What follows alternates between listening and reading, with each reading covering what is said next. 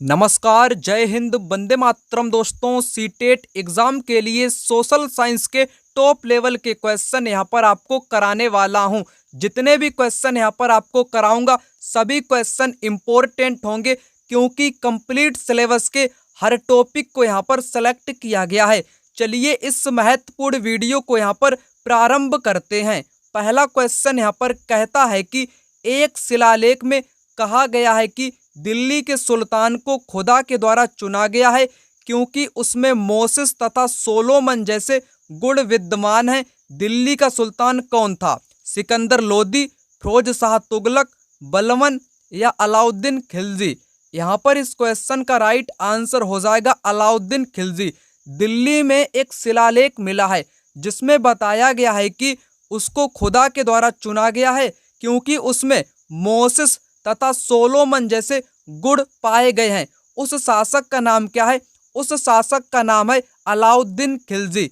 Exam में एक question पूछा जाता है अलाउद्दीन खिलजी से।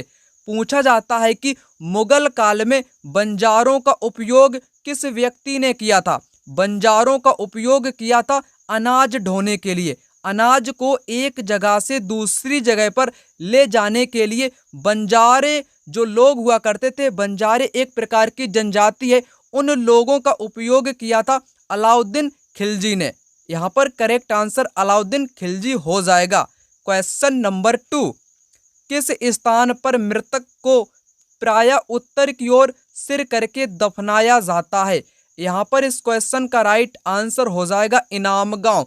इनाम गांव में मृतकों को उत्तर की ओर सिर करके दफनाया जाता है। एग्जाम में क्वेश्चन पूछा जाता है इनाम गांव कहाँ पर स्थित है? ये इनाम गांव महाराष्ट्र में है। कहाँ पर है? महाराष्ट्र में है। महाराष्ट्र के पुणे में स्थित है। किस नदी के किनारे है? ये घोड़ नदी के किनारे है, जो कि भीमा की एक सहायक नदी है। ठीक है ना? यहाँ पर करेक्ट आंसर इनाम गांव हो जाएगा। बुर्ज होम कहाँ पर है? बुर्ज होम कश्मीर राज्य में पड़ता है। मेहरगढ़ कहाँ पर है? ये वर्तमान में पाकिस्तान वाले इलाकों में पड़ता है, बोलन दर्रे के पास में। भीमबेटका जो कि मध्य प्रदेश में स्थित एक राज्य में स्थित है, भीमबेटका की गुफाएं वहीं पर आपकी पाई जाती हैं। करेक्ट आंसर यहाँ पर इनाम गांव हो जाएगा, जहां पर मृतकों को उत्तर की ओर सिर करके जमीन में गाड़ा जाता था, यानी कि दफनाया जाता था। क्वेश्चन नंबर 3, सूफी मत के अनुसार खानकाहों से अभिप्राय है वे स्थान जहां सूफी संत बैठकों का आयोजन करते थे, एक विशेष प्रकार का गाना, नाम का गुणगान करना, नीति कथाओं पर चर्चा करना। यहाँ पर इस क्वेश्चन का राइट आंसर हो जाएगा वे स्थान जहां सूफी संत बैठकों का आयोजन करते थे उसको खानकाह बोला जाता था। एग्जाम में 3 प्रकार के क्वेश्चन यहाँ से पूछे जाते हैं। एक तो पूछ लिया जाता है खानकाह से, जिसका मतलब होता है जहां पर सूफी संत बैठकों का आयोजन करते थे, यानी कि इनके निवास स्थल को ही खानकाह बोला जाता था। निवास स्थल को ही क्या बोलते थे? खानकाह के नाम से जाना जाता था। क्वेश्चन एग्जाम में पूछा जाता है ईदगाह से। आखिर ईदगाह क्या है? मिलान वाले क्वेश्चन एग्जाम में पूछे जाते हैं। ईदगाह होता है प्रार्थना का स्थल। क्या होता है? प्रार्थना करने का जो स्थल होता है इस्लाम धर्म में, उसको ईदगाह के नाम से जानते हैं। और एक क्वेश्चन यहाँ पर पूछा जाता है, वो क्वेश्चन क्या यहाँ पर पूछा जाता है वो भी आपको यहाँ पर पता होना चाहिए। वो क्या है? मकबरा, यानी कि मकबरा से पूछा जाता है। मकबरा क्या होता है? मकबरा कहते हैं यानी कि किसी व्यक्ति, जब इस्लाम धर्म में कोई व्यक्ति की मृत्यु हो जाती है, उस जगह को मकबरे में कन्वर्ट कर दिया जाता है, उसको बोलते हैं मकबरा। क्या बोलते हैं? मकबरा बोलते हैं। मकबरा का दूसरा नाम क्या है? मकबरा का दूसरा नाम होता है जैसे दरगाह। क्या बोलते हैं उसको? दरगाह बोलते हैं, है ना? दरगाह के नाम से उसको जानते हैं, जो कि एक प्रकार का मकबरा होता है। यहाँ पर क्वेश्चन नंबर 4, दंती दुर्ग जिसने हिरण्यगर्भ नामक का एक अनुष्ठान किया था वह था चोल राजा, प्रतिहार प्रधान, राष्ट्रकूट प्रधान या पल्लव प्रधान? यहाँ पर इस क्वेश्चन का राइट आंसर हो जाएगा राष्ट्रकूट प्रधान। राष्ट्रकूट एक वंश है जिसका राजा हुआ दंती दुर्ग, जिसने कौन सा अनुष्ठान कराया था? हिरण्यगर्भ नामक अनुष्ठान कराया था। इस अनुष्ठान के अनुसार क्या होता था, अनुष्ठान भी एग्जाम में पूछा जा सकता है। यहाँ पर हिरण्यगर्भ नामक ऐसा अनुष्ठान था। यदि कोई भी व्यक्ति अछूत है, अछूत का मतलब कोई भी व्यक्ति नीची जाति का है। कैसी जाति का है? नीची जाति का है, नीचे कुल का है ना। अगर वो हिरण्यगर्भ नामक अनुष्ठान करवा लेता है तो वो क्षत्रिय हो जाता है। इसको कराने के बाद व्यक्ति कैसा हो जाता है?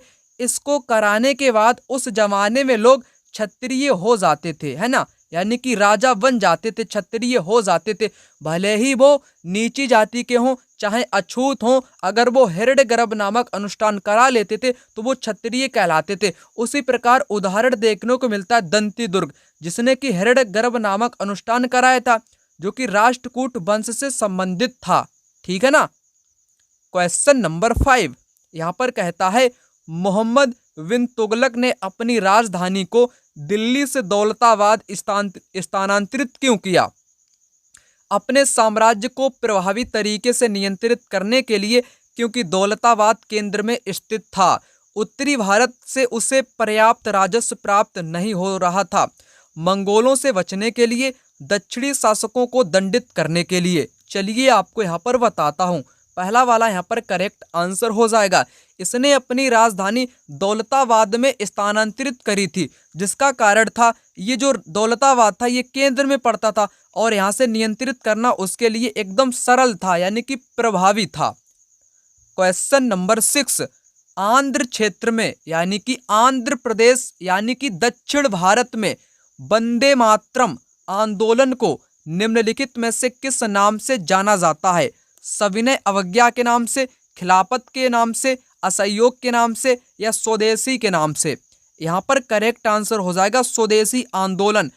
दक्षिण भारत यानी कि आंध्र प्रदेश राज्य में वंदे मातरम आंदोलन को स्वदेशी आंदोलन के नाम से जाना जाता है। क्वेश्चन नंबर 7, जैसे जैसे हम पूर्वी गोलार्ध से पश्चिमी गोलार्ध की ओर जाते हैं, देशांतर रेखाओं का आकार बढ़ता जाता है, घटता जाता है, समान रहता है, पहले बढ़ता जाता है फिर घटता जाता है। यहाँ पर इस क्वेश्चन का राइट आंसर होगा समान रहता है। अगर हम लोग पूर्वी गोलार्ध से पश्चिमी गोलार्ध की ओर जाएंगे, देशांतर रेखाओं का जो आकार रहेगा वो बिल्कुल समान ही रहता है ना। कैसा रहता है? समान ही रहता है। चलिए इस आकृति में आप लोग इसको समझ लो। जैसे ये रही ग्लोब, ग्लोब है ना, ग्लोब पर आपकी ये खिंची हुई हैं, क्या खिंची हुई हैं? ये खिंची हुई हैं देशांतर रेखाएं। देशांतर रेखाएं, आपको यहाँ से जाना है पश्चिम की ओर, यानी कि पूरब से जाना है इधर, यहाँ पर आपको जाना है। तो ये जो रेखाएं रहेंगी, रेखाओं का आकार उतना ही रहेगा। सभी जगहों पर इन रेखाओं की लंबाई, चौड़ाई या बीच का गैप समान रहेगा। कैसा रहेगा? समान यहाँ पर रहेगा, क्योंकि ग्लोब जो होती है वो गोलाकार में होती है। कैसी होती है? गोलाकार में ग्लोब होती है। ठीक है ना। ये जो रेखाएं होती है ना, ये कैसी होती है? समान रहता है, इनका आकार हमेशा ही समान रहता है। क्वेश्चन नंबर 8, उच्च प्राथमिक स्तर पर निम्नलिखित कथनों में से कौन सा कथन सामाजिक विज्ञान का सही वर्णन करता है? तो पेडागोजी के क्वेश्चन सोशल साइंस में कुछ इस प्रकार के पूछे जाते हैं। यह कम वैज्ञानिक है और धारणाओं पर आधारित है। यह विवेचनात्मक सोच और कल्पनाशीलता से प्रेरित करता है। यह वास्तविक जीवन और रोजगार दिलाने के लिए उपयोगी नहीं है। यह ऐसे तथ्यों से भरपूर है जिन्हें याद रखना जरूरी है। तो याद रखना जरूरी है, कोई जरूरी नहीं होता याद ही आप लोग रखो। तो ये तो यहाँ पर आपका गलत हो ही जाएगा। यह कम वैज्ञानिक है, क्या सामाजिक विज्ञान कम वैज्ञानिक है? ये भी यहाँ पर गलत हो जाएगा। यह वास्तविक जीवन और रोजगार दिलाने के लिए उपयोगी नहीं है, नहीं वाला गलत हो जाएगा, क्योंकि ये जीवन के लिए उपयोगी है। करेक्ट आंसर यहाँ पर आपका सेकेंड विकल्प यानी कि बी ऑप्शन यहाँ पर हो जाएगा। यह विवेचनात्मक सोच और कल्पनाशीलता को प्रेरित करता है। बी वाला यहाँ पर करेक्ट आंसर हो जाएगा। क्वेश्चन नंबर 9, मौसमी उपकरणों के द्वारा मौसम संबंधित सूचना एकत्र करना उदाहरण है तृतीयक आंकड़ों का, विधागत प्राथमिक आंकड़ों का या द्वितीयक आंकड़ों का? मैंने आपको हर बार बताया है, क्या बताया है? एग्जाम में आपके एक क्वेश्चन या दो क्वेश्चन आपसे प्राथमिक या द्वितीयक आंकड़ा या स्रोत से जरूर पूछा जाएगा। यहीं पर आप सारा का सारा कंसेप्ट समझ लो। चलिए आपको समझा देता हूं। सबसे पहले आपको पता होना चाहिए प्राथमिक आंकड़ा होता क्या है। प्राथमिक आंकड़ा होता है प्रत्यक्ष। किसी भी प्रकार की जानकारी हो तो वो प्रत्यक्ष हो तो वो आ जाएगी आपके प्राथमिक आंकड़े में, प्रत्यक्ष जानकारी। जैसे आत्मकथा होगी, किसी की डायरी हो गई, आंखों देखा गया किसी को घटना जैसे भूकंप है, आंधी तूफान, अपनी आंखों से देख रहे हो तो वो प्राथमिक आंकड़े में आएगा। वहीं द्वितीयक आंकड़ा क्या होता है, किसी चीज का संग्रह होता है। किसी चीज को संग्रह कर लो, है ना, कहीं कहीं की जानकारियां एकत्रित कर लो। जैसे जानकारियां जो आपकी थी वो पिछले 2-3 सालों में घटित हो चुकी हैं और आप अब वर्तमान में उन जानकारियों को इकट्ठा कर रहे हो, तो वो आती हैं द्वितीयक में, यानी कि जो बाद में पहले ही घटित हो चुकी हैं अब आप उनको बता रहे हो तो वो द्वितीयक आंकड़ों में आएंगी। प्राथमिक होता है बिल्कुल प्रत्यक्ष, आंखों देखा हुआ, है ना, प्रत्यक्ष होता है। अब आपको बताना क्या है, मौसमी उपकरणों के द्वारा मौसम संबंधित सूचना एकत्र करना उदाहरण है। क्वेश्चन इंपॉर्टेंट है, यहाँ से 2 क्वेश्चन बनेंगे, दोनों अलग अलग तरीकों से बनेंगे। सबसे पहले इस क्वेश्चन का राइट आंसर यहाँ पर हो जाएगा प्राथमिक आंकड़ों का। जैसे यहाँ पर आप लोग क्वेश्चन को समझ लो, जो मौसम को अगर आप लोगों को समझना है तो उसके लिए मौसमी उपकरणों यानी कि उनका जो सिस्टम होता है, यंत्र होता है मौसम संबंधित घटनाओं का, उनको आपको पता होना चाहिए। मौसमी उपकरणों के द्वारा मौसम संबंधित सूचनाएं एकत्र करना उदाहरण है। ये प्राथमिक आंकड़ों का उदाहरण है। अगर यहाँ पर कह दिया जाता मौसमी उपकरणों के द्वारा, यहाँ पर क्योंकि मौसम के जो उपकरण हैं वो तुरंत ही यानी कि प्रत्यक्ष ही मौसम की जानकारी यहाँ पर दे रहे हैं, मौसम के उपकरण प्रत्यक्ष ही जानकारी दे रहे हैं, इसलिए प्राथमिक आंकड़ा हुआ। अगर आप लोगों से कह दिया जाता न्यूज़पेपर में लिखी हुई चीजें जो कि हम लोग संग्रह कर रहे हैं मौसम के बारे में, तब वो द्वितीयक में हो जाती। मौसम का संग्रह द्वितीयक में हो जाता। यहाँ पर प्रत्यक्ष की बात करी गई है क्योंकि उपकरणों के द्वारा मौसम की घटना यहाँ पर ज्ञात करने की बात कही गई है, प्रत्यक्ष कही गई है, इसलिए प्राथमिक आंकड़ा यहाँ पर हो जाएगा। क्वेश्चन नंबर 10, भूस्खलन को नियंत्रित करने के लिए निम्नलिखित में से न्यूनीकरण क्रियाविधि कौन सी नहीं है। गलत वाला आपको बताना है, नहीं वाला आपको बताना है। किसके बारे में, भूस्खलन को नियंत्रित करने के बारे में गलत कथन बताना है। भूस्खलन को रोकने के लिए वनस्पति आवरण को कम करना। भूस्खलन की गतिशीलता को नियंत्रित करने के लिए सतही अपवाह का नियंत्रण सुनिश्चित करना। भूस्खलन प्रवण क्षेत्रों की पहचान के लिए संकट मानचित्रण। भूमि को खिसकने के लिए प्रतिधारी दीवार का निर्माण करना। आपके यहाँ पर 3 उपाय दिए गए हैं। ये आपका उपाय दिया गया है बचाव के लिए, भूस्खलन को बचाव के लिए ये भी उपाय यहाँ पर दिया गया है। अपवाह का नियंत्रण सुनिश्चित करना ये भी बताया गया है, परंतु आपको गलत बताना है, नहीं वाला बताना है। इसलिए इस क्वेश्चन का राइट आंसर यहाँ पर हो जाएगा पहला वाला ऑप्शन, भूस्खलन को रोकने के लिए वनस्पति आवरण को कम करना। अगर आप लोग पेड़ पौधे या वनस्पतियों को काटोगे तो भूस्खलन जरूर से जरूर होगा। नहीं वाला पूछा है ना, गलत वाला, तो गलत है पहला वाला। और ये बाकी आपके सारे के सारे भूस्खलन के बारे में राइट दिए गए हैं, ठीक है ना, पहला करेक्ट यहाँ पर हो जाएगा। क्वेश्चन नंबर 11, सामाजिक विज्ञान विषय वस्तु का उद्देश्य होना चाहिए कि छात्रों को विश्व में होने वाली घटनाओं से परिचित करवाया जाए। छात्रों को परिचित सामाजिक यथार्थों का आलोचनात्मक अन्वेषण एवं उन पर प्रश्न उठाकर जागरूक बनाया जाए। छात्रों में राष्ट्रीयता की भावना का विकास किया जाए। विकसित देशों के बारे में जानकारी दी जाए। जितने भी लोग इस वीडियो को देख रहे हैं तो सभी लोगों से कहना चाहूँगा इस वीडियो को फटाक से पहले लाइक कर दो। पहले क्या कर दो, पहले लाइक कर दो। चैनल पर पहली बार हो तो चैनल को सब्सक्राइब कर लेना, ठीक है ना। यहाँ पर आपको बताना सामाजिक विज्ञान विषय वस्तु का मुख्य उद्देश्य क्या होना चाहिए।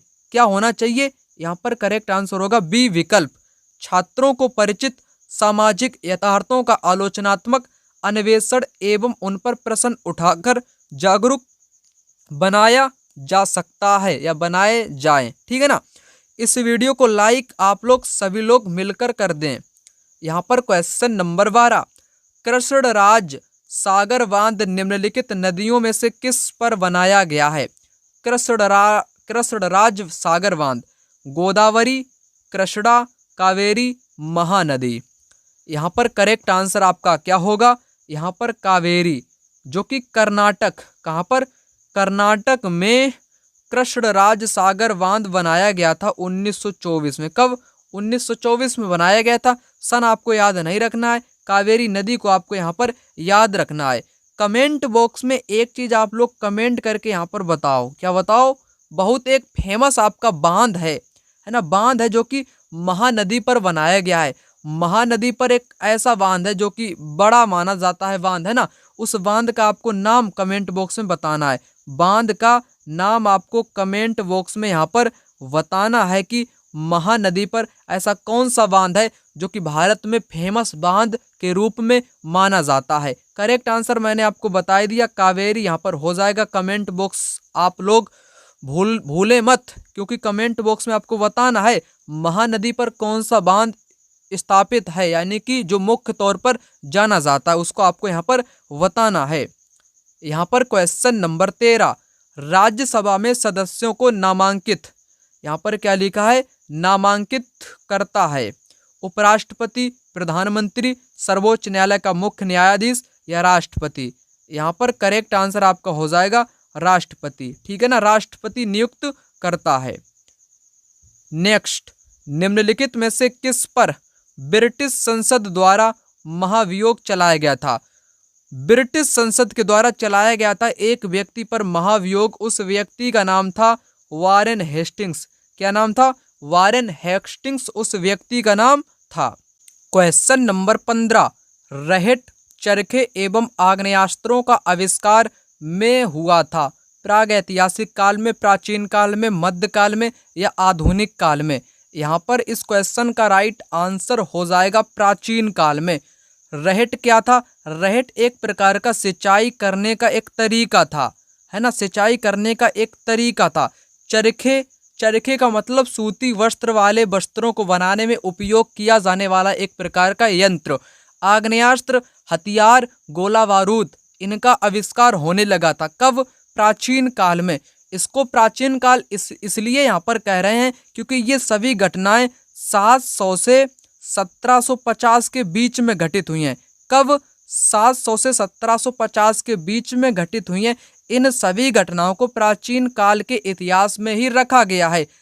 आधुनिक काल आप लोग जानते हो, है ना, आज़ादी वाला काल माना जाता है ना, वहाँ से आप इसको मान सकते हो, ठीक है ना। और मध्यकाल जो है ये मुगल काल से शुरू माना जाता है ना, दिल्ली सल्तनत से शुरू माना जाता है, इसलिए इसमें भी नहीं आएगा, ना ही आधुनिक काल में आएगा, क्योंकि 750 एक बहुत बड़ा समय होता है और 1750 के बीच का समय, है ना, इसको प्राचीन काल में रखा गया है। 700 से 1750 के बीच में नई नई प्रौद्योगिकियों का विकसित होना यहाँ पर हुआ था, यानी कि नए नए तरीके अपनाए गए थे। आलू आया था, मिर्च आया था, टमाटर आया था, रहेट आया था, चरखे आए थे, आग्नेयास्त्र जैसे आविष्कार यहाँ पर उत्पन्न किए गए थे, प्राचीन काल में किए गए थे। क्वेश्चन नंबर 16, निम्नलिखित में से कौन ग्राम पंचायत में चुनकर जाते हैं? यहाँ पर क्या चुनकर जाते हैं और कार्य संभालते हैं? सरपंच, वार्ड के सदस्य, सचिव, ग्राम सभा सदस्य। आपको पता होगा सचिव जो होता है, सचिव की नियुक्ति सरकार के द्वारा होती है। किसके द्वारा?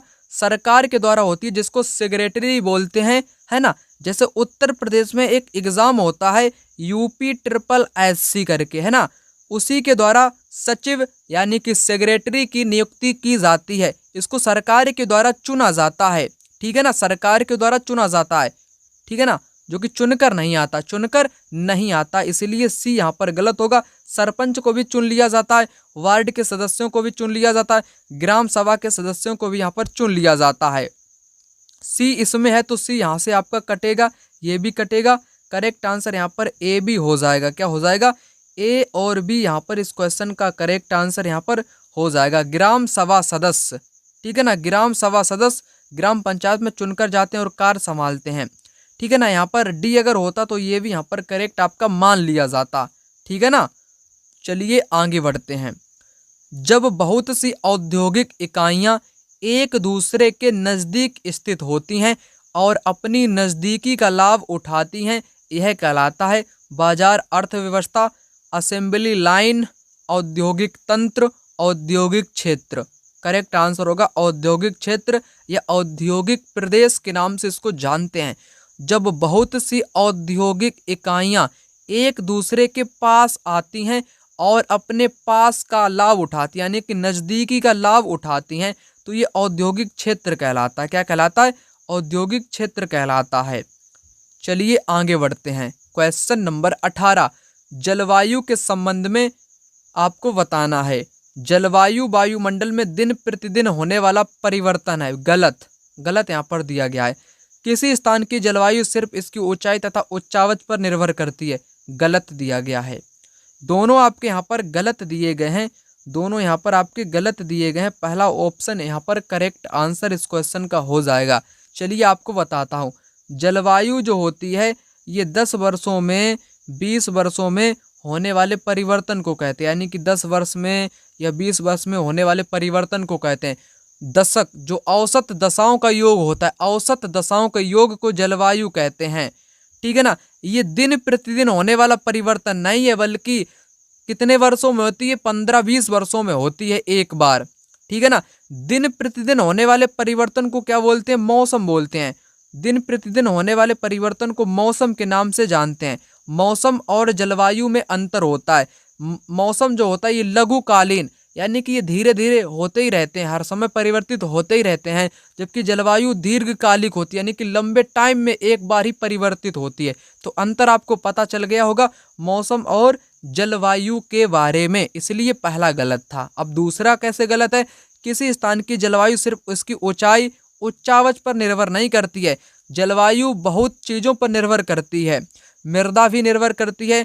जलवायु, वहाँ का जल कैसा है, भूमि कैसी है, ऊंचाई कैसी है, उच्चावच कैसा है, यानी कि तमाम तरीकों पर निर्भर करता है, ना कि सिर्फ ऊंचाई और उच्चावच पर। इसलिए यहाँ पर ये आपके दोनों गलत हो जाएंगे। करेक्ट आंसर सही पहला ही विकल्प हो जाएगा, दोनों गलत हैं। क्वेश्चन नंबर 19, भारत के किस क्षेत्र को छोटा तिब्बत कहा गया है? तो लद्दाख को छोटा तिब्बत कहा गया है।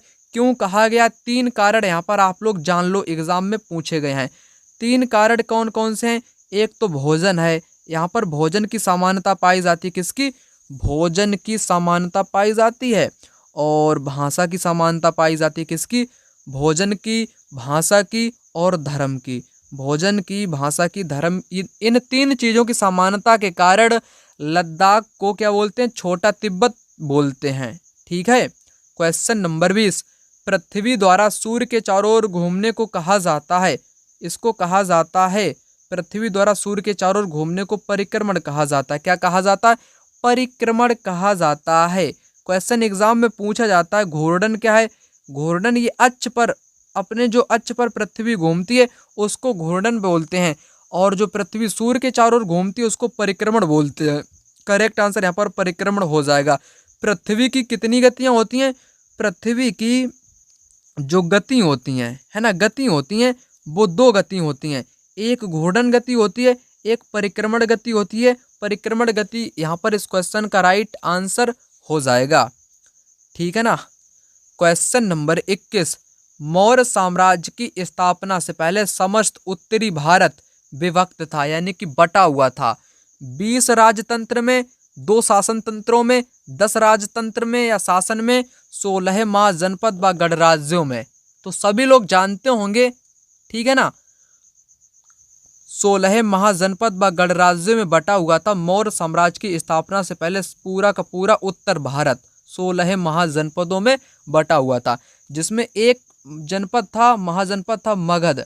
मगध को सर्वाधिक शक्तिशाली बोला जाता है, मगध माना जाता है, क्योंकि यहाँ पर गंगा घाटी के किनारे था। जैसे लोहा है, लोहे का उपयोग यहाँ पर बहुत अधिक मात्रा में होने लगा था, खेती भी होने लगी थी। ठीक है। करेक्ट आंसर यहाँ पर हो जाएगा 16 महाजनपद व गणराज्यों में।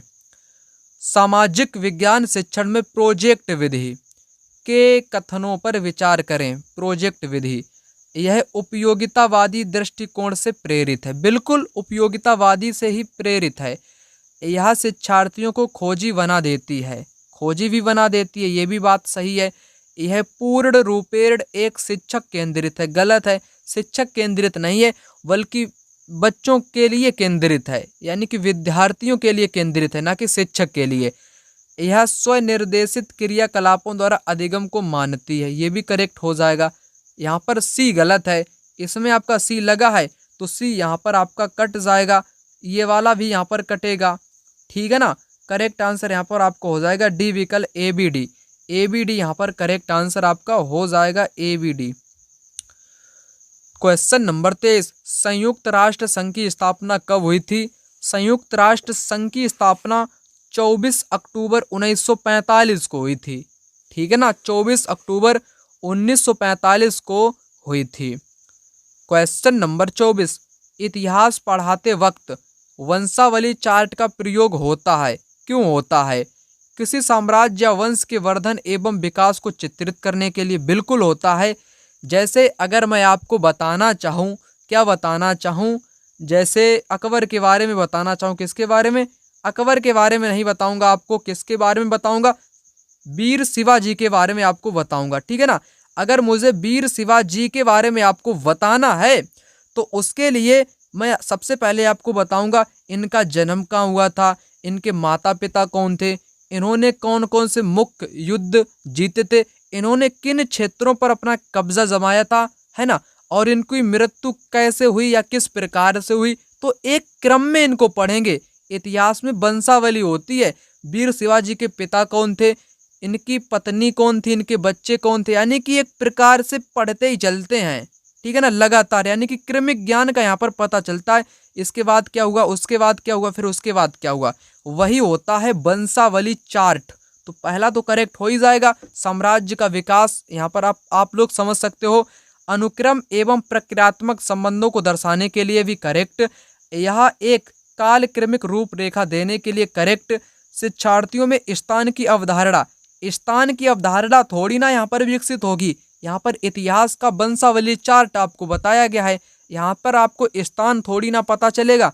स्थान ये एक टाइम, जो कि ये ज्योग्राफी से रिलेटेड है। किससे? ये तो ज्योग्राफी से रिलेटेड यहाँ पर है, आपसे हिस्ट्री से रिलेटेड यहाँ पर इतिहास से पूछा गया है। तो आपका यहाँ पर डी गलत हो जाएगा, बाकी सभी यहाँ पर करेक्ट हो जाएंगे। डी जिन जिन ऑप्शन में लगा होगा सबसे पहले उसको यहाँ से उड़ा दोगे आप, यानी कि हटा दोगे। बी वाला यहाँ पर बचेगा, जो कि करेक्ट आंसर यहाँ पर हो जाएगा।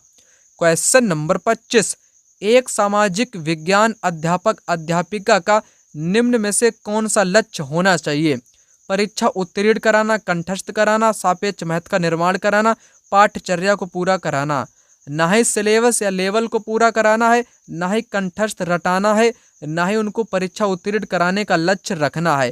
कैसा लक्ष्य रखना है? सापेक्ष महत्व का निर्माण कराने जैसा लक्ष्य यहाँ पर रखना पड़ेगा। क्वेश्चन नंबर 26, विश्व शांति का विचार किस मुगल शासक ने आगे बढ़ाया? करेक्ट आंसर होगा अकबर। अकबर ने किसको अपनाया था? विश्व शांति के विचार को, जिसको सुलह ए कुल, क्या बोलते हैं, सुलह ए कुल के नाम से भी जाना जाता है। इस विचार को अकबर ने अपनाया था, सर्वत्र शांति के विचार को, सभी धर्मों को इसने सम्मिलित किया था, है ना। और इसका जो विचार था सुलह ए कुल, ये किसने कहा था अकबर से कि ये आप अपना लो? तो उस व्यक्ति को भी याद रखो, अबुल फजल को। अबुल फजल के बारे में भी आपको यहाँ पर बताऊंगा। अबुल फजल अकबर का एक मित्र था। क्या था? अकबर का मित्र था, और अकबर के दरबार का एक कवि था, लेखक था, इतिहासकार था, है ना। अबुल फजल जो कि लेखक था, अकबर का लेखक था, जिसने अकबरनामा जैसे ग्रंथ की रचना करी थी, जो कि 3 पार्टों में डिवाइड किया गया था। उससे भी एग्जाम में बहुत सारे क्वेश्चन अब तक पूछे गए हैं, वो भी मैं आपको यहाँ पर बता दूंगा। पहले इस क्वेश्चन को यहाँ पर निपटा देते हैं। विश्व शांति का विचार अकबर को याद रखना, सुलह ए कुल के नाम से। किसने इसको अपनाने की प्रेरणा दी थी? तो अबुल फजल ने दी थी, है ना। अब आपको थोड़ा बहुत अबुल फजल के बारे में भी यहाँ पर बता देता हूँ, जिससे कि आपको कोई भी दिक्कत का सामना ना करना पड़े। अबुल फजल यहाँ पर लिखूंगा, अबुल फजल के बारे में। अबुल फजल कौन था? एक लेखक था, अकबर का दरबारी कवि था। इसने अकबरनामा ग्रंथ लिखा। किस ग्रंथ को लिखा? अकबरनामा ग्रंथ को इसने लिखा था, जिसको 3 पार्टों में डिवाइड किया गया था। पहला पार्ट, दूसरा पार्ट और तीसरा पार्ट। ध्यानपूर्वक समझिएगा, क्वेश्चन एग्जाम में पूछा जाता है। पहले पार्ट में क्या है, अकबर के पूर्वजों का वर्णन है। पहले पार्ट में अकबर के पूर्वजों का वर्णन है और सेकेंड वाले पार्ट में शासन की घटनाओं का वर्णन है। शासन की घटनाओं का वर्णन किस में है, सेकेंड वाली में है। और थर्ड वाले का नाम क्या था, आईने अकबरी। आईने अकबरी के नाम से जानते हैं थर्ड वाले को, आईने अकबरी के नाम से जानते हैं थर्ड वाले पार्ट को। इसमें क्या है, इसमें सब कुछ सम्मिलित किया गया था।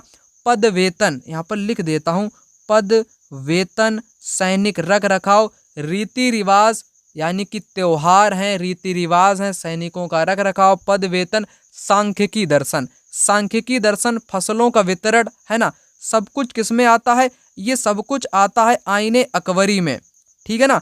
आईने अकबरी एक बार और आप लोग यहाँ पर समझ लो। आईने अकबरी कौन सा पार्ट मैंने आपको बताया, यहाँ पर मैंने आपको बताया तीसरा पार्ट, जिसमें सब कुछ आता है। आते हैं क्वेश्चन पर, कहाँ गया, ये रहा अगला प्रश्न। निम्न में से कौन सा विविधता को बढ़ावा देता है, अपने गांव जाना, रेलगाड़ी में यात्रा करना, अपनी मातृभाषा में बोलना, अपने त्योहारों को मनाना। ठीक है ना। विविधता, आखिर विविधता क्या होती है, लोगों की भाषाएं, धर्म, है ना, ये सब कुछ अलग हो सकता है। खाना खाने का तरीका, पहनावा, सब कुछ ढंग, ये अलग हो सकते हैं। इसी को बोलते हैं विविधता। आपसे पूछा है यहाँ पर विविधता को बढ़ावा कौन देता है। अपने गांव जाने से क्या विविधता बढ़ेगी, नहीं बढ़ेगी। गांव में जाओगे कोई दिक्कत नहीं, चले जाओ आराम से, ठीक है ना। रेलगाड़ी में यात्रा करने से क्या विविधता बढ़ेगी, नहीं बढ़ेगी। अपनी मातृभाषा में बोलोगे, ठीक है ना, जैसे आप गांव देहात से हो या शहर से हो, वैसे बोलोगे तो कोई दिक्कत नहीं, विविधता को यहाँ पर बढ़ावा मिलेगा। कैसे मिलेगा वो मैं आपको यहाँ पर बताऊंगा। अपने त्योहारों को मनाना, ठीक है ना, इससे भी बढ़ावा मिल सकता है, परंतु जो सर्वाधिक बढ़ावा मिलेगा वो अपनी मातृभाषा में बोलने से मिलेगा। विविधता एक बहुत अच्छा शब्द है, यानी कि सम्मानीय शब्द है, जिसमें लोगों की भाषा या धर्म अलग अलग हो सकते हैं। जैसे लोग अपनी भाषा, जैसे पंजाब में कोई पंजाबी बोलता है, उत्तर प्रदेश में एकदम खड़ी बोली बोलता है, ग्रामीण वाली भाषा बोलता है ना। सभी जिलों में अलग अलग भाषाएं बोली जाती हैं। बिहार में कुछ कोई अलग बोलता है, हरियाणा में हरियाणवी बोलता है, गुजरात में गुजराती बोलता है, तमिल में तेलुगु बोलता है, मलयालम बोलता है, कन्नड़ बोलता है, बहुत सी भाषाएं बोली जाती हैं हिंदुस्तान में। तो ये क्या है, एक ये विविधता ही तो है। इसलिए यहाँ पर करेक्ट आंसर आपका हो जाएगा अपनी मातृभाषा में बोलना। क्वेश्चन नंबर 28, ऋग्वेद मूल रूप से निम्नलिखित में से किस भाषा में रचा गया था। तो ऋग्वेद जो था ये रचा गया था संस्कृत भाषा में। किसमें, संस्कृत भाषा में रचा गया था। एक चीज आप लोग याद रखना वैदिक काल के बारे में, वैदिक काल के बारे में एग्जाम में अब तक 5 से 6 क्वेश्चन पूछे गए हैं। उन सभी क्वेश्चन को आपको यहीं पर आपको बता देता हूँ। थोड़ा टाइम लूँगा, ज़्यादा से ज़्यादा 30 सेकेंड का यहाँ पर टाइम लूँगा, सब कुछ आपको बता दूंगा। वैदिक काल, वैदिक काल का समय सीमा क्या है आपको पता होना चाहिए। 1520 यानी कि 1500 ईसा पूर्व से लेकर के 600 ईसा पूर्व, ये रहा वैदिक काल का टाइम पीरियड। वैदिक काल को 2 पार्ट में डिवाइड किया गया है, एक तो ऋग्वैदिक काल और दूसरा उत्तर वैदिक काल, है ना। 2 पार्ट में इसको डिवाइड किया गया है। पहला जो पार्ट है ना उसको 1500 से 1000 में बदला गया है, जिसको ऋग्वैदिक काल बोलते हैं। क्या बोलते हैं, ऋग्वैदिक काल बोलते हैं। उत्तर वैदिक काल को 1000 से 600 में माना जाता है, उसको उत्तर वैदिक काल बोलते हैं। कोई दिक्कत नहीं, एग्जाम में पूछा जाता है उपनिषद का अर्थ बताओ, तो गुरु के पास बैठना ही उपनिषद का अर्थ होता है। एक क्वेश्चन पूछा जाता है सूक्त का अर्थ बताओ, सूक्त का मतलब होता है अच्छी तरह से बोला गया, अच्छी तरह से बोला गया मतलब होता है सूक्त का, अच्छी तरह से बोला गया, इसका मतलब होता है सूक्त का। ठीक है ना। तो इतना ही आपसे यहाँ पर एग्जाम में पूछा जाएगा। करेक्ट आंसर यहाँ पर हो जाएगा संस्कृत।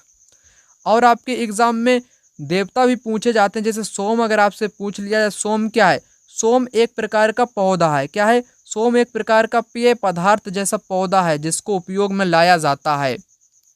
अग्नि आग का देवता, इंद्र वर्षा का देवता बताया गया है। क्वेश्चन नंबर 29, मैत्री दक्षिण गंगोत्री नामक भारत के शोध संस्थान निम्नलिखित महाद्वीपों में से कहाँ पर स्थित हैं। ये क्वेश्चन एग्जाम में हद से ज़्यादा पूछा गया है, हद से ज़्यादा पूछा गया। कभी कभी मैत्री से ही पूछ लेता है, कभी कभी दक्षिण गंगोत्री से भी पूछ लेता है, कभी कभी दोनों को मिलाकर के पूछ लेता है, कभी कभी पूछता है कि भारत का शोध संस्थान अंटार्कटिका में कौन सा है, तब आपको बताना पड़ता है मैत्री और दक्षिणी गंगोत्री है। तो अंटार्कटिका एक ऐसा महाद्वीप है जहाँ पर बर्फ ही बर्फ है। क्या है? बर्फ ही बर्फ है, बर्फ ही बर्फ, बर्फों की चादर ही चादर है। यहाँ पर विभिन्न देशों के शोध संस्थान है। क्या है? शोध संस्थान यानी कि रिसर्च सेंटर स्थापित किए गए हैं। यहाँ पर कोई भी मानव नहीं रहता है, मानव का स्थायी निवास यहाँ पर नहीं पाया जाता है। एग्जाम में पूछा जाता है, मानव का स्थायी निवास नहीं पाया जाता है अंटार्कटिका में। ठीक है, करेक्ट आंसर हो जाएगा। क्वेश्चन नंबर 30, सरकार के कार्यपालिका अंग से अभिप्राय है। क्या अभिप्राय है? लोगों का समूह जो कानूनों को लागू करने और शासन चलाने के लिए उत्तरदायित्व है। उच्चतम न्यायालय तथा उच्च न्यायालयों के न्यायाधीश, देश का प्रत्येक नागरिक जो सार्वभौमिक वैक्स मताधिकार का उपयोग करता है, निर्वाचित प्रतिनिधि। कार्यपालिका आपसे पूछा है तो यहाँ पर करेक्ट आंसर होगा लोगों का समूह है जो कि कानून को लागू करने और शासन चलाने के लिए उत्तरदायित्व या उत्तरदायी होता है। क्वेश्चन नंबर 31, 19वीं सदी में ब्रिटेन के औद्योगिकरण के साथ निम्नलिखित में से कौन सा परिवर्तन हुआ था? भारत ब्रिटिश औद्योगिक उत्पादों के लिए बड़ा बाजार बन गया। भारत में अनेक उद्योग स्थापित किए गए। भारत ब्रिटिश उद्योगों को कच्चे माल की आपूर्ति करने वाला प्रमुख देश बन गया। भारत ने ब्रिटिश उद्योगों को सस्ते मजदूर उपलब्ध कराए थे। करेक्ट आंसर यहाँ पर क्या होगा? करेक्ट आंसर यहाँ पर आपका हो जाएगा यहाँ पर थर्ड वाला। भारत ब्रिटिश उद्योगों को कच्चे माल की आपूर्ति करने वाला प्रमुख देश बन चुका था 19वीं सदी में ब्रिटेन के औद्योगिकरण के साथ, है ना। यही परिवर्तन आया था, भारत बहुत बड़ा कच्चे माल का आपूर्तक देश बन गया था। भारतीय राष्ट्र राज्य का वर्णन करने के लिए विविधता में एकता मुहावरा इन राष्ट्रीय नेताओं ने से किसने दिया था? किसने दिया था? चाचा नेहरू ने दिया था। कहाँ गए चाचा नेहरू? पंडित जवाहरलाल नेहरू ने दिया था। क्वेश्चन नंबर 33, विशिष्ट द्वैत का सिद्धांत इनमें से किस विचाराधीन प्रस्तुत किया, यानी कि किस विचारक ने दिया था? रामानुज ने, बासवन्ना ने, अल्लभा प्रभु ने या शंकर ने? रामानुज ने दिया था विशिष्ट द्वैत का सिद्धांत। खुली किताब मूल्यांकन का मुख्य उद्देश्य क्या है? विद्यार्थी उत्तर ठीक पाठ्य पुस्तकों के अनुसार कर सकते हैं। विद्यार्थियों पर सभी तथ्यों और विवरणों को कंठस्थ करने का भार अनुभव नहीं होगा। अध्यापकों को नए प्रश्न बनाने का दबाव नहीं होगा। विद्यार्थियों को अतिरिक्त पुस्तकों को पढ़ने की आवश्यकता नहीं होगी। ठीक है ना। करेक्ट आंसर यहाँ पर क्या होगा?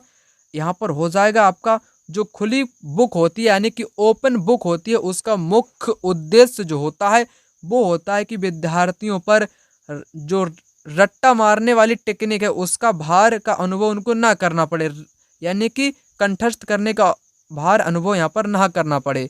करेक्ट आंसर आपका बी वाला यहाँ पर हो जाएगा। क्वेश्चन नंबर 35, भारत में आरंभिक मानवों पर समझ के लिए निम्नलिखित में से किसे एक प्राथमिक स्रोत माना जा सकता है? किसे माना जा सकता है? यहाँ पर आपका राइट आंसर हो जाएगा मध्य प्रदेश की शैल चित्रकला। ठीक है ना, मध्य प्रदेश की शैल चित्रकला से आरंभिक मानवों की समझ को प्राथमिक स्रोत माना जा सकता है, क्योंकि वर्तमान में ये आपको मिल जाएगी शैल चित्रकला जो कि प्राथमिक है यानी कि प्रत्यक्ष है, इसलिए यहाँ पर करेक्ट आंसर आपका हो जाएगा। मैंने आपको यहाँ पर बहुत सारे क्वेश्चन करा दिए, बिल्कुल कम टाइम में करा दिए। मैं देखता हूँ कि ऐसे टीचर हैं जो कि फेमस टीचर हैं, वो मात्र 30 क्वेश्चन, कितने क्वेश्चन?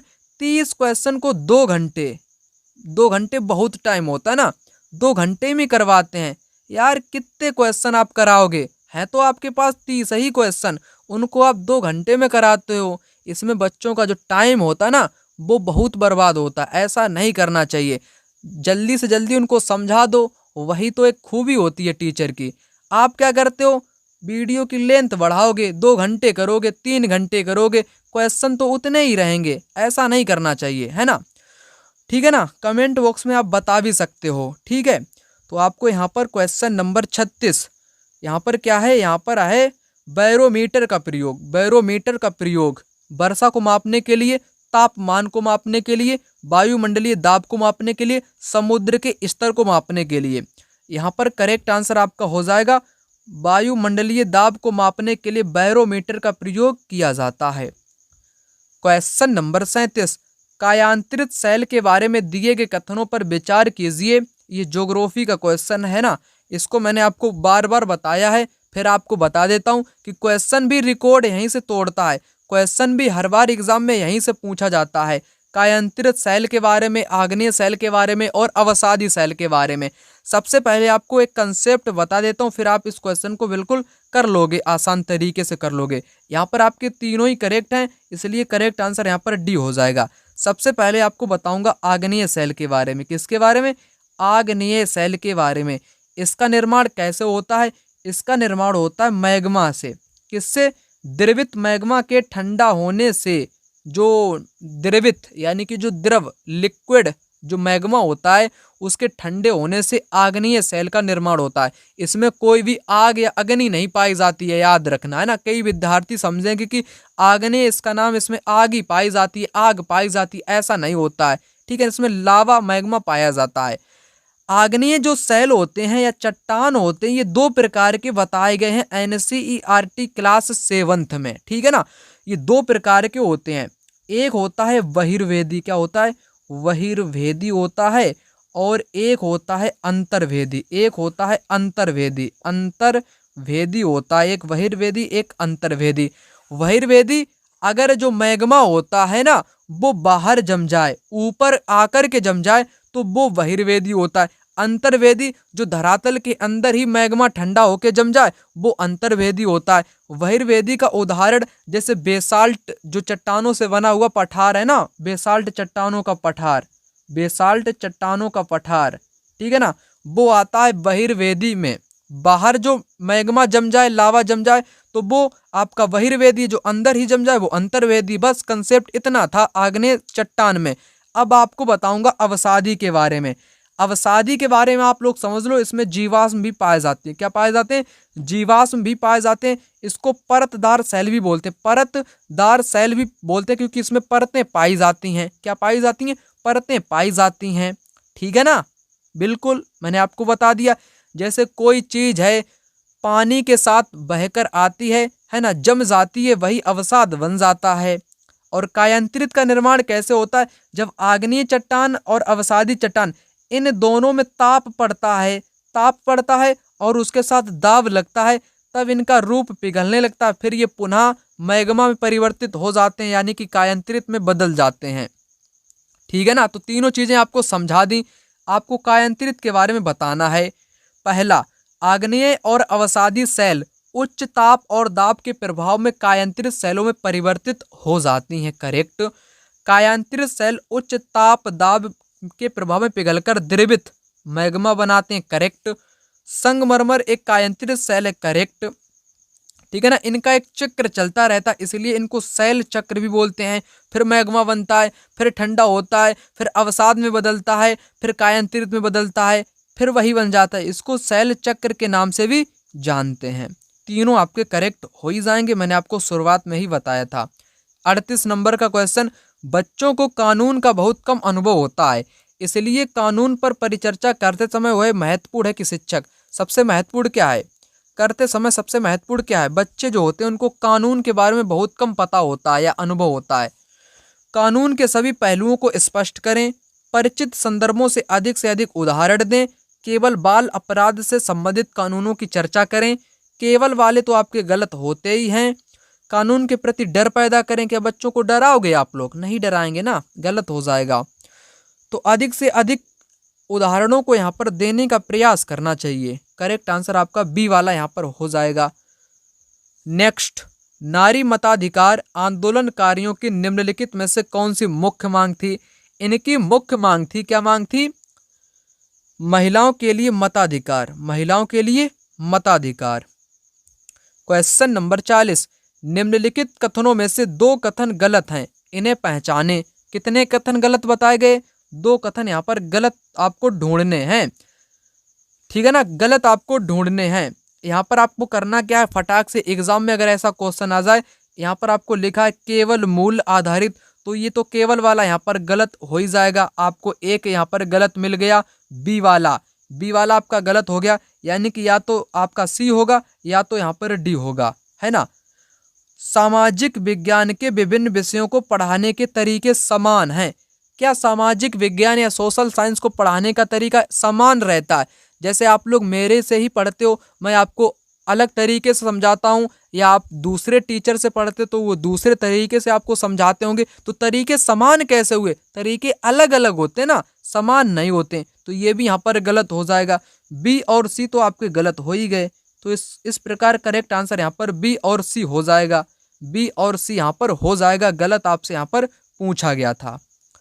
आगे, प्रतिशत के अनुसार पृथ्वी के वायुमंडल में कौन सा प्रमुख संघटक है? कौन सा प्रमुख संघटक है? हीलियम, ऑक्सीजन, कार्बन डाइऑक्साइड या नाइट्रोजन? तो नाइट्रोजन है, क्योंकि ये सर्वाधिक गैस आपकी पाई जाती है वायुमंडल में 78%, और दूसरे नंबर पर ऑक्सीजन आपकी पाई जाती है 21%, 21%, 21%। करेक्ट आंसर यहाँ पर नाइट्रोजन हो जाएगा। क्वेश्चन नंबर 42, सामाजिक विज्ञान की पाठ्य पुस्तकों में कार्टून की क्या भूमिका रहती है? जैसे आप लोग NCERT की पुस्तक पढ़ते हो सामाजिक सोशल साइंस में, तो उसमें बॉक्स में कार्टून बना रहता है ना। कोई गर्ल होगी या बॉय होगा तो वो किसी मुद्दे को इंगित करता हुआ दिखाई देता होगा। तो इसमें कार्टून काहे के लिए बनाया जाता है, इसकी क्या भूमिका होती है, आपको बताना है। मूलभूत मामलों को उठाकर विद्यार्थियों को इनसे जोड़ना है। कोई भूमिका नहीं, कार्टून अपरिपक्व गलत है। भरपाई करने के लिए गलत है। कक्षा को आनंददायक बनाने के लिए गलत है।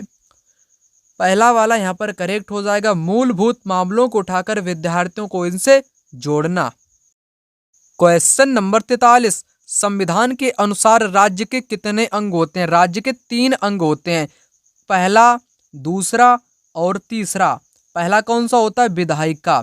पहला होता है विधायिका, और दूसरा कौन सा होता है? दूसरा होता है कार्यपालिका। दूसरा होता है कार्यपालिका, और तीसरा होता है न्यायपालिका। कौन सा? न्यायपालिका। ये 3 होते हैं, विधायिका, कार्यपालिका और न्यायपालिका। इसलिए करेक्ट आंसर यहाँ पर 3 हो जाएगा। क्वेश्चन नंबर 44, प्रदीप्ति व्रत क्या है? प्रदीप्ति व्रत जो होता है ये क्या करता है? व्रत जो ग्लोब पर दिन को रात से विभाजित करता है। करेक्ट आंसर यहाँ पर आपका दूसरा वाला हो जाएगा। दूसरा वाला यहाँ पर हो जाएगा। क्वेश्चन नंबर 45 यहाँ पर कहता है कि मूल्यांकन का उद्देश्य क्या है? समस्यात्मक विद्यार्थियों की पहचान करना, शिक्षण अधिगम की प्रक्रियाओं में सुधार लाना, बच्चों को श्रेणियों में बांटना, प्रतियोगिता को प्रोत्साहित करना। मूल्यांकन का जो मुख्य उद्देश्य होता है वो होता है शिक्षण अधिगम प्रक्रियाओं में सुधार लाना। बी वाला यहाँ पर करेक्ट आंसर हो जाएगा। अगला प्रश्न, विशेष रूप से निर्मित टैंकों और तालाबों में मछली का प्रजनन कहलाता है। पीसी कल्चर कहलाता है। क्या कहलाता है? पीसी कल्चर यहाँ पर कहलाता है। एग्जाम में हर बार पूछा जाता है इन सभी से क्वेश्चन, ठीक है ना। कभी कभी मिलान वाला पूछा जाता है, कभी कभी स्टेटमेंट कथन और कारण से पूछा जाता है, कभी कभी इस प्रकार से भी एग्जाम में पूछ लिया जाता है। बीटी कल्चर अगर आपसे पूछे तो अंगूर की खेती को बीटी कल्चर बोलते हैं। हार्टिकल्चर बोलते हैं फल फूल सब्जी वाली खेती को बोलते हैं। फल फूल सब्जी वाली खेती को बोलते हैं। पीसी कल्चर मछलियों के पालन को बोलते हैं, मछली के पालन को। सेरीकल्चर बोलते हैं रेशम के कीटों का पालन। रेशम के जो कीट होते हैं उनका पालन जो किया जाता है वो कहलाता है सेरीकल्चर। ठीक है, करेक्ट आंसर यहाँ पर हो जाएगा पीसी कल्चर। नेक्स्ट, पवन क्रियाएं छत्रक शैल बनाती हैं जो प्रायः पाए जाते हैं रेगिस्तानों में, उष्णकटिबंधीय तटीय क्षेत्रों में, पहाड़ों में या पठारों में। राइट आंसर होगा रेगिस्तानों में। छत्रक शैल कहाँ पर पाई जाती है? रेगिस्तान में पाई जाती है। मानव इतिहास में कौन सा काल युग सबसे लंबा था? सबसे लंबा काल था पुरापाषाण काल, है ना। इसी में ही 99% मानव इतिहास की कहानियां या घटनाएं घटित हुई हैं। नेक्स्ट, उच्च प्राथमिक स्तर के सामाजिक विज्ञान की कक्षा में लैंगिक भूमिका पर विद्यार्थियों को बातचीत को प्रोत्साहित करने के लिए सबसे उत्तम विधि निम्नलिखित में से कौन सी है? सबसे उत्तम विधि प्रदर्शनी में जाना, विद्यार्थियों द्वारा इंटरनेट में ढूंढना, अनुभवों पर निर्देशित चर्चा, विशेषज्ञ द्वारा व्याख्यान। राइट आंसर होगा अनुभवों पर निर्देशित चर्चा, जो कि यहाँ पर लैंगिक भूमिका पर विद्यार्थियों को बातचीत करने के लिए प्रोत्साहित करने का उत्तम तरीका या विधि हो सकती है। नेक्स्ट, मुख्यमंत्री को कौन नियुक्त करता है? मुख्यमंत्री को करता है राज्यपाल। मुख्यमंत्री को राज्यपाल नियुक्त करता है। ठीक है ना। वीडियो आप लोगों के लिए यहीं तक है। इस वीडियो को दबा के अपने दोस्तों के साथ शेयर करिएगा। चैनल को भी सब्सक्राइब कर लेना। पहली बार अगर आप लोग इस वीडियो को देख रहे हो, कमेंट बॉक्स में कमेंट करना मत भूलिएगा। मिलते हैं दूसरी वीडियो में, तब तक के लिए जय हिंद, वंदे मातरम।